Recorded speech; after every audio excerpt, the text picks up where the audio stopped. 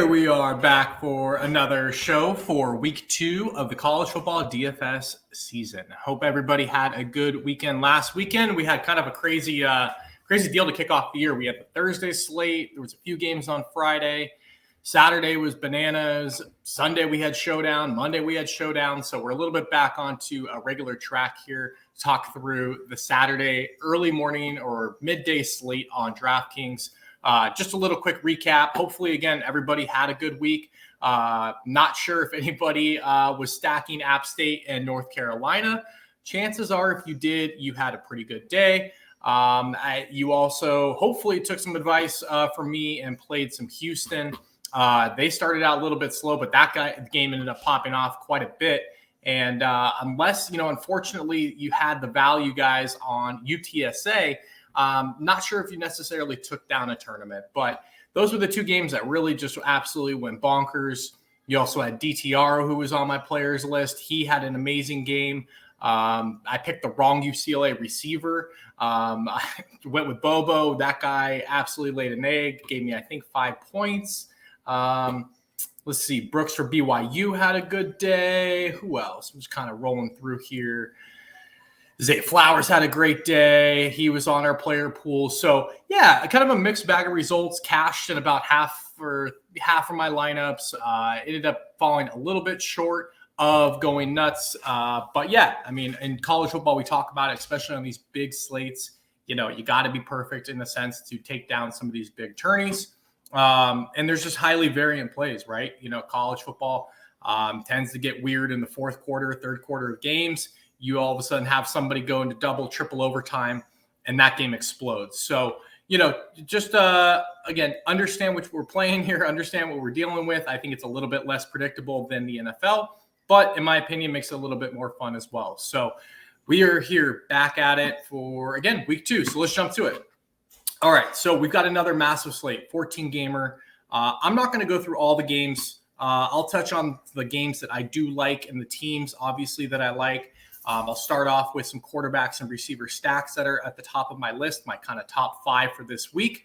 I'll hit on kind of a few sneaky stacks that I do want to mention that I will have pieces of.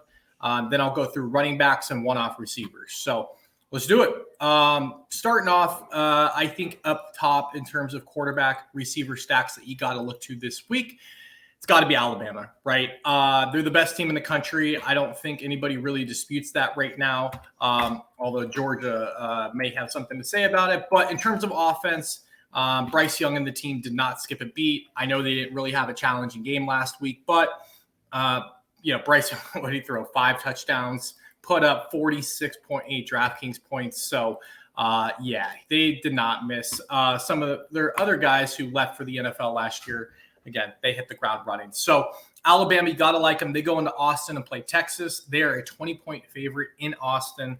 But what I thought that really caught my eye was this game is a 65 total. So if you think Alabama, can put up 40, 48 points here, even approach 50 on Texas, you got to think Texas is going to put up 20, 25, 28 points, let's say, which makes it a little bit of a sneaky game stack, but I'll get there later. But yes, Alabama has to be considered as a top stack at all times. Bryce Young, 11-2. He's the most expensive quarterback on the slate, but there's a good reason for it. Jermaine Burton and Trayshawn Holden are probably my 2 favorite receivers that I would stack with him.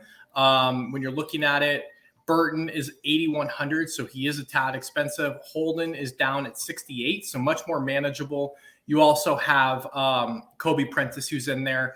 Bama's a little bit sticky situation as well. They had a few guys not travel or not suit up that were dealing with some lingering injuries. So we don't know how that room's going to change and morph over time here. Be a little bit cautious, but I think, Holden and Burton are 2 that are locked in towards the top of the depth chart that I think you can feel pretty safe about. Alabama up there in my top 5 stacks to start. I'm moving down here. Miami, I like a lot this week. They are 25-point favorites. It is a 53 total on this game. They should absolutely dominate Southern Miss. And Tyler Van Dyke, who is one of the top quarterbacks in the country, is only 6,400. So he is a major, major discount off of Bryce Young or some of these other guys that we'll kind of get to. But I mean, he's not even in the top like 15 to 20 quarterbacks in terms of pricing goes. So I love that this week. You'll see that kind of turns into a consistent theme for me here on the slate. But yeah, 25-point favorites. Tyler Van Dyke. What did he put up last week? I think he put up, let's see, threw for 2 touchdowns, 200 yards. I think he should have a much bigger game this week. The game should be a little bit more competitive, I would say, even though they are projected to win big. But Miami's got to start gearing up here for Texas A&M in a few weeks. So I think they're going to ramp it up. You've got Xavier Restrepo and Will Mallory is the 2 options that I like with him. Restrepo is in the high 6s in terms of price range. Will Mallory is down low. So if you want to double stack that or go cheap, you can fit in a Tyler Van Dyke and Will Mallory stack. Very, very cost effective, which I love. Going down to the third team I have on my list here for this week, Wake Forest. So Wake Forest got some huge news this week. Sam Hartman is back. We don't know what the medical reason was, but great news that he's healthy. He is good to go and locked in for this week here.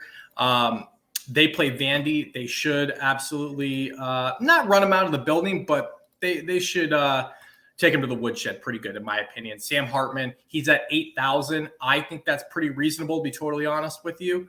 On this slate, it's a 65 total, so I like that a lot in this game. If Vandy can keep pushing the ball a little bit and keep this game close, you're going to see Sam Hartman. Hopefully he's not too rusty, but if he picks up where he left off last year, this could be an absolute smash spot for him. You've got weapons. A.T. Perry and Taylor Morin are my 2 favorites to pair with him this week. Going down a little bit, Tennessee, 6.5-point favorites versus Pitt, 66 total, which I love again. You've got Hendon Hooker, who looked awesome in their opening game. I'm just pulling it up here, what his total points were. Hold on. Let's see. 30 points. Yeah, 30 points. He's at 7,800, so he's a tad cheaper than Sam Hartman. Pittsburgh's got a decent defense, but that 66 total is wild. And it's only a 6.5-point game, so both sides of this game are interesting. I don't love the Pitt side just simply from the fact that I'd have to play Keaton Slovis, and I don't really want to go there. Now, I do think there's a few good bringbacks with Mumfield and Jared Wayne. Both are a tad expensive, but you could game stack this, no doubt. Hendon Hooker's obviously extremely electric. You've got Cedric Tillman, Jalen Hyatt, and Brew McCoy for his weapons. And I think everybody is pretty reasonably priced here, 7,300, 62, 53. Yeah, this is a really good stacking spot in my opinion, because I don't think Pittsburgh shuts them down. And I think this game could get up and go in the right environment. So moving on, we have Penn State. They are a 25-point favorite here versus Ohio, 54 total. I was pretty shocked to see Sean Clifford actually have a really good game last week. I thought Penn State would lean on the running game a bunch, but no, he threw 282, 4 touchdowns. He also ran a touchdown in. If that's the Sean Clifford we're getting in this game, sign me up, 7,300. Again, I think that was a bit of a surprise. I could see them getting up and throttling down, but it looks like Penn State's trying to prove a point and get some momentum going here before conference play really starts. Sean Clifford, jog him up. Let's go. Mitchell Tinsley, Keandre Lambert-Smith, and Parker Washington are his 3 main targets in the receiving core. You've also got, Brenton Strange, but I think Lambert-Smith and Tinsley are my 2 favorites in this one. They're both in the 5K range. So when you take that into consideration with Clifford at 73, I think we're looking at another pretty cheap stack. So again, guys, you're going to kind of see my theme here. Wake Forest is probably a little expensive, but again, Tennessee's there well, but Miami, Penn State, I think those are 2 pretty dang cheap stacks you can go to if you want to get a ton of Alabama in your lineups, or, you could very easily go, Miami, Penn State, Miami, Tennessee, Wake Forest, Tennessee. There's a lot of things you can do with those 5 stacks and mix and matching them that still allows you to get running backs that are pretty high up there, which I'll touch on. Kind of moving down to best of the rest. So the other 2 stacks that I have interest in, that may not be, it may just be a little bit different, I guess. We'll see. Virginia, 4.5-point dog, 58 total, going to play Illinois. Illinois has looked all right to start the year. The one thing that's, kind of stinks about them is they're going to run the ball a lot and try to control that clock if they can. Virginia's obviously going to get more limited opportunities, but Brennan Armstrong is one of the most dynamic quarterbacks in college football. He's a dual threat guy. He's 6,300, cheap.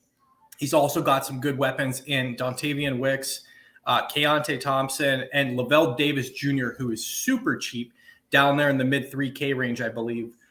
So Virginia is a very nice pivot off of some of the big name teams. And again, I think a lot of people might not go here just thinking that Illinois is going to run the ball, try to smother that thing. But Virginia, again, they've shown that they can put up points in very limited opportunities, and especially Brennan Armstrong can't. So I like this spot for Virginia, as I think Illinois is a little overrated here. And then I'm going back to them. They looked very shaky in the first half of last week's game, but Houston picked it up there in the second half. Houston is a 3-point dog playing Texas Tech. I don't think Texas Tech's ever had a good defense. This is a 63 total. So, I think we could see some fireworks here. Clayton Tune, 6,500. He started slow, like I said, ended up with 34 points in DraftKings. He's got big upside. The one thing that's a little bit nerve-wracking, I would say, is you've got a lot of receivers in the mix. I think they had 8 different guys catch passes last weekend, but Nathaniel Dell is his number one. In my opinion, and how I'm going to attack it is probably not take too many chances on the other guys. I'm just going to skinny stack, means one receiver with him, and just lock it in and rock and roll. So those are kind of my 5 favorite: Bama, Miami, Wake Forest, Tennessee, Penn State. Also have interest in Virginia, Houston. I'm also going to be just rolling out a few lineups where I'm getting off the beaten path. I think a lot of people are going to avoid Texas in this situation, probably rightfully so. They're playing the number 1 defense in the country. So, yeah, I probably wouldn't go too bananas here. But we have seen there are games every year where Alabama, gives up points, right? And it kind of turns into a little bit of a shootout. I'm not saying this is going to happen, but I am going to have a Texas stack and a game stack here because I could see just kind of a weird Austin environment early in the year. Who knows, man? They've been looking at this game all offseason. I think you could easily roll in Quinn Ewers, Bijan Robinson, and Xavier Worthy stack out there with Alabama and just get super weird with it and hope that game pops. Because if it does, I think Texas is going to be pretty low owned. I mean, Quinn Ewers is 5,700. Bijan Robinson's 73, which you're not going to see him that low again all season. And then Xavier Worthy at 67. So it's very doable. It's just interesting. Just something to think about. I will have one full game stack for sure. And then you've got some other guys, you can mix in KJ Jefferson. You can mix in, I thought about Adrian Martinez, but then I remembered he can't really throw the ball. So that's a problem for me. He's going to get everything he's going to get through the ground. Yeah, man, there's not too much. Haynes King is interesting with Texas A&M. I'll touch on that game a little bit here when I get to running backs, but Haynes King, if you want to go there, I don't have a problem with that whatsoever. As we saw App State get absolutely smoked, as far as giving up yards and points versus North Carolina. Moving on to running backs. Raheem Sanders, 7,900, Arkansas, pretty good play. I think Arkansas, should beat South Carolina. They're at home. He had a good game last week. Deuce Vaughn, he's probably my favorite player in DFS. The dude just produces like every single time he plays football. He's also going to catch a ton of passes. This game should be a little bit more competitive, so got to love the Deuce. I touched on Bijan Robinson before. Braylon Allen is at 7K for Wisconsin. I have interest in. Washington State is not very good, but they're still a real D1 team. We know Wisconsin's never going to throw the ball around the yards, so we should see Braylon Allen have a pretty good game here. He already went for 29 points, 14 carries for 150 and 2 touchdowns last week. Versus Illinois State. So if he's getting that kind of volume versus Illinois State, I have to imagine that's going to tick up a bit. Then I come on to Devin Ashane, A&M, Texas A&M. He's 6,800. Love him this week. Again, A&M should roll here. Their defense is so good. So I don't see the same kind of shootout against App State. But again, if Appalachian State's defense is that bad, we'll find out. Maybe it was just a one-off game where things just got wild, right? But if Texas A&M can put up, even 3/4 of the points North Carolina did, I think I'm going to run it through Devin Ashane and Aniyah Smith, the receivers. I'm not really going to play a full game stack here. I think Haynes King's just a little expensive for my taste. He's at 8,700. So again, if you want to go there, I don't have a problem with that, but he just eats up a ton of salary, right? So that's my reasoning. I will most likely go with a cheaper stack, let's say, like a Miami, Tennessee, Penn State, Wake Forest, something like that. And then I will try to jam Aniyah Smith and Devon Ashane into my lineups with those stacks. So that's how I'm going to approach this. Chase Brown, also at 6,400. It's a good play for Illinois. He's just getting a ton of volume and producing. The Miami running back situation is kind of interesting this week. Stay tuned if we get more information there. I think there's a path for both of these guys to eat on Saturday, but Henry Parrish lit it up last week. He's 6,300, but Jalen Knighton is the starting running back for this team. He was held out of last game due to like a soft tissue injury. Reports are he's probable and could play. He's 5,300. So it's a little bit unclear if Miami's going to kind of split carries here or if it's going to go right back to Knighton and let him rock and roll. It's a little bit interesting. So I don't know, man. I think I like the passing game a little bit more, but if you want to play one of these guys, I would not hate that at all. Miami wants to run the ball. They have obviously the quarterback in the passing game, but a huge part of their offense is going to be on the ground. So both of these guys potentially are in play. Little bit sneaky. I think he's in a good bounce back spot. He didn't do anything last week, but Ohio State's defense is solid. Chris Tyree at 5,800 for Notre Dame. Notre Dame should absolutely blast these guys. I do not love their quarterback whatsoever, but against Marshall, like he should have a better game, I would assume. But that leads me to Chris Tyree on the ground. I think he should have a pretty big game here. I'm looking at the carries. Yeah, I mean, he split it with the other guy that's there, Audric Esteen. I think this is still Chris Tyree's job. Be a little bit cautious. That's why he's down here towards the bottom of my rankings. But I think Chris Tyree kind of breaks out a little bit here. That's just my gut feel. And then the last play that I'm going to kind of hit to, the only guy I'm going to touch from this game, if you did not watch Iowa play last week, they won 7-3 without scoring a touchdown. So not exactly an offensive power, but Gavin Williams, he is coming back. This is another one that I need to dig into a little bit here as the week progresses. He is probable after missing week 1, and I believe he's going to be the starting running back in this game. So just kind of an interesting play. I wonder if because they have two guys there, that drives down some ownership on him. But, 4,900, I think you could do worse. And then last but not least, touching on some one-off receivers that I like. Aniyah Smith, like I said, 7,200 for A&M. Love him this week. If you can get him, again, and Devin Ashane in a game stack from some other game, those two guys are going to eat up most of the points and do most of the damage for A&M. So that's why I don't think I need Haynes King, but you can go there. Jadon Hasselwood, 6,500 for Arkansas. Jared Wayne, 6,200 for Pitt. We talked about that Tennessee game. That could be a really good sneaky bring back with Jared Wayne. Loic Finoji, I can't even say that name. And Geronda Bradley, 5,000 and 6,000 for Texas Tech. We talked about liking Houston quite a bit, so those are your bring back options there. Malik Knowles for Kansas State. Look, I mentioned it. Adrian Martinez can't really throw the football, but Malik Knowles is pretty good. 5,600 in a game that should be a little bit more competitive. They should have to throw a little bit. I'll take some shots. Will Shepard for Vandy. That's going to be kind of the guy that I bring it back with on my Wake Forest stacks. Trey Knox for Arkansas is one of the best plays on the slate, I think. 4,100. Had a good game last week. He's, I believe, the number one receiver in Arkansas. 1B with Hasselwood there, but 4,100 is a crime. And then Michael Mayer for 3,900 for Notre Dame. We talked about it. Notre Dame should smoke these guys, blow them out of the water at 3,900 for probably the most reliable tight end, or one of them, I should say that. Brock Bowers, the best tight end, one of the best tight ends in the country and reliable for Notre Dame.